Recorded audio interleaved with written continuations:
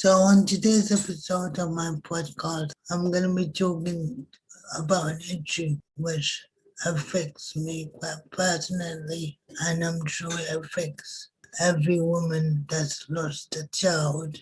And it's going to be about the frustration of wanting to get pregnant, and then every time it doesn't happen, you get sad or you get depressed or your anxiety starts to build up. So I'm going to give you a quick background of my story. So I had about, I would say, 20 plus miscarriages and one stillbirth in the space of about 5 years, give or take. So I had one stillbirth at 21 weeks and 2 days, and that was the hardest because that was the first time that I've ever gotten pregnant. I mean, I've had, I would say, looking back at it now, I had one or two miscarriages prior, but because they were so early on, I just thought it was my period coming late. And my period has always been quite heavy and quite, it's always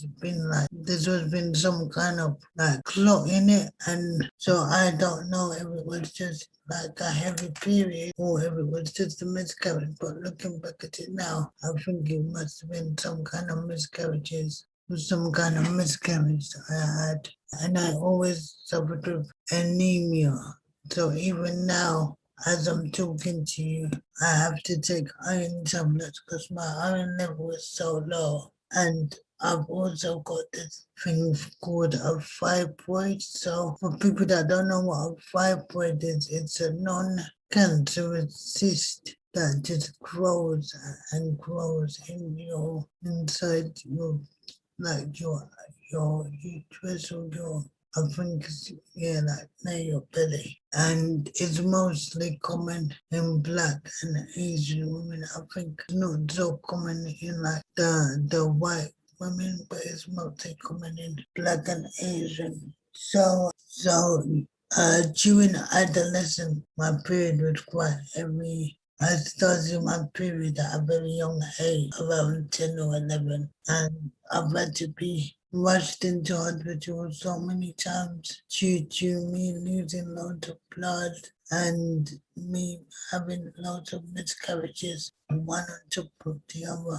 And recently it's gotten to the point where, like, just little things set me off. Like the other day, me and my partner was in the park. It was a very hot day, and I saw lots of kids in the swimming pool. And I'm thinking, oh, my daughter who I lost at stillbirth would have been about 5 now. So, and then obviously me and my partner that I'm with now had a couple of miscarriages. She was early on in the year and she was in the last year as well. So, we're thinking, oh, they would have been wanting to go into the paddling pool and play with their big sister and stuff like that. But obviously,